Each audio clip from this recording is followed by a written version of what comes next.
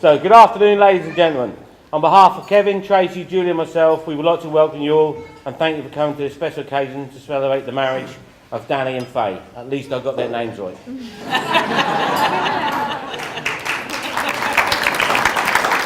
He ain't here, is he? I know that many of you have travelled long distance to be here today. I know we've got some from Australia with a politician husband. Well, thank you all for coming to celebrate a special day, and I hope that you'll have a wonderful afternoon and evening. Unfortunately, it's not possible for everyone we have loved to be here with us today. We know they're here with us in spirit, and I know they're only in our thoughts today, but importantly, they're with us in our hearts. And that includes my dad, who died last year. So with that in mind, I'd like to raise a toast to absent friends. Absent friends. Thank you. Now let's try and just juggle it up a little bit. This, of course, the second time that... I really should have brought my specs, you know that. Good job, man.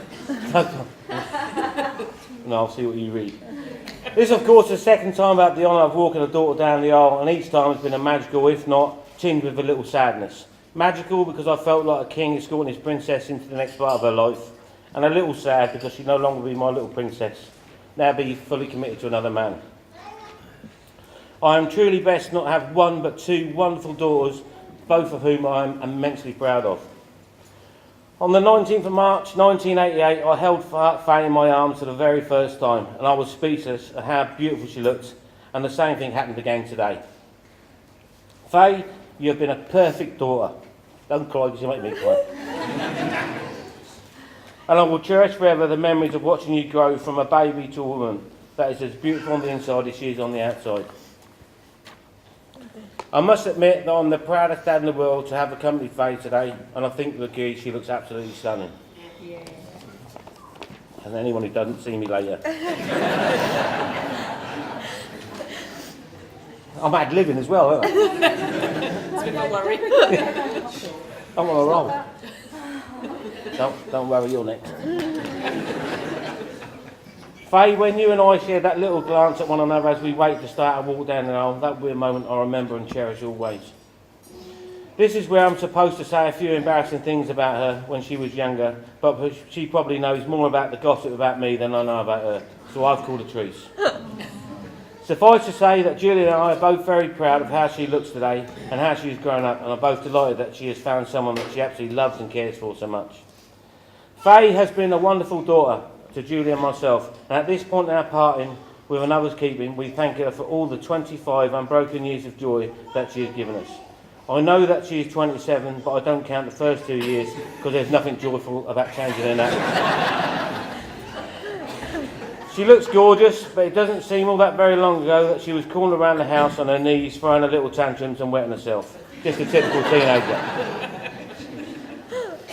Faye, as you now begin a new life with Danny, you will now have Danny to turn to for love and protection, but I want you to know, as your dad, I'll always be here for you.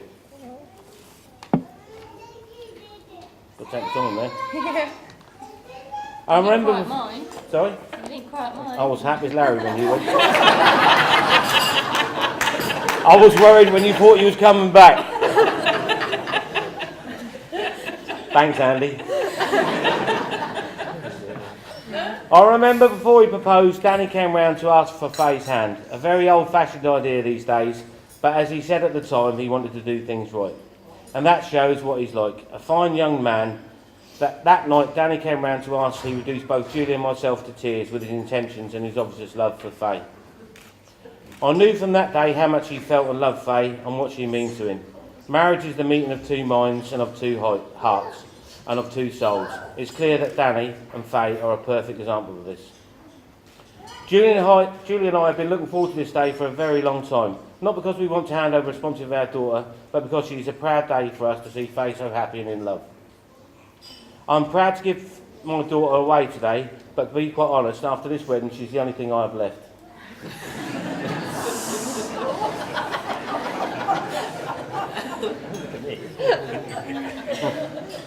Now, like most fathers, I was extremely protective of my girls and prepared to fend off any potential suitors.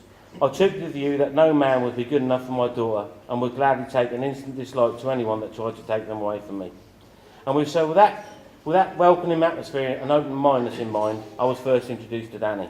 The first time he knocked at the door, I answered and summoned up my fiercest frown that I usually only save for charity collectors, and looked at him in his onesie and his furry slippers and asked him what he wanted. He said that he'd call for Faye. I said that might be a problem. He said, why, am I too early? I said, yeah, about 3 years. But seriously, from the first day we met him, he's been an absolute credit to you, Kevin and Tracy, and you must be very proud. Is that this time when you get them, give him a kiss? It's about embarrassing him, isn't it? This is the one chance I've got. Danny, it's a pleasure to call you a son-in-law because I know how much you love Faye, and we in turn love you both and know how you are both made for each other. During my research, and yes, believe it or not, this was researched, I looked at 3 key elements of a wedding. First, the aisle, the longest walk you'll ever take. Second, the altar, the place where two become one. The third, the hymns to celebrate the marriage. I hope for Danny's sake, this explains why my daughter was whispering, I'll alter him throughout the service.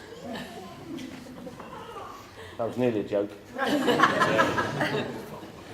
One thing about having to write a speech, it means that you look back on all the happy memories, family holidays, first out of school and teaching your young daughter to ride a bike. The last one sort of sums it up what it's like being a father of daughters for the last 27 years. Knowing when to steady the bike, being around when they fall, and knowing when to let them wobble off on their own after running after them constantly out of breath. Well, you certainly took my breath away when I saw you in that dress and you're about to wobble off on life's great adventure. Remember that marriage is like a deck of cards. In the beginning, you need 2 hearts and a diamond. For a few years later, there will be times when you really could make use of a club and a spade.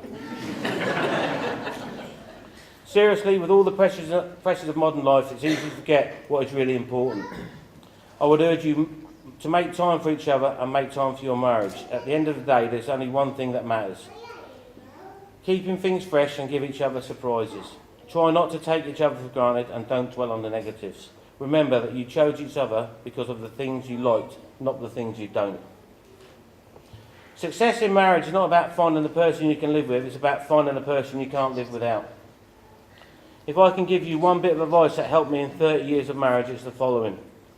To keep your marriage brimming with love, whenever you are wrong, admit it, and whenever you're right, shut up. Well, that's my bit nearly done and time to pass on to the groom. But before I do, I'd like to wish you all a happy Christmas and a fantastic New Year. So before I hand over to Danny, ladies and gentlemen, I would ask you all to be upstanding and could you join me in wishing Faye and Danny all the best in their marriage and hope that love, happiness they share now will be carried for the rest of their lives. To the bride and groom. Right. The bride and groom. I'm not going to try and stand up. I'm wedged in. Thank you very much.